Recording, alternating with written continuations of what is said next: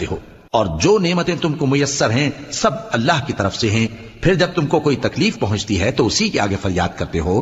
پھر جب وہ تم سے تکلیف کو دور کر دیتا ہے تو کچھ لوگ تم میں سے اللہ کے ساتھ شریک کرنے لگتے ہیں تاکہ جو نعمتیں ہم نے ان کو عطا فرمائی ہیں ان کی ناشکری کریں۔ تو مشرکو،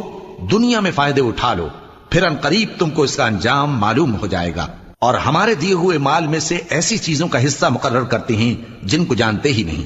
کافرو، اللہ کی قسم کہ جو تم جھوٹ باندھا کرتے ہو اس کی تم سے ضرور پرسش ہوگی۔ اور یہ لوگ اللہ کے لیے تو بیٹیاں تجویز کرتے ہیں، وہ پاک ہے، اور اپنے لیے بیٹے جو مرغوب دل پسند ہیں، اور جب ان میں سے کسی کو بیٹی کے پیدا ہونے کی خبر ملتی ہے تو اس کا منہ غم کے سبب کالا پڑ جاتا ہے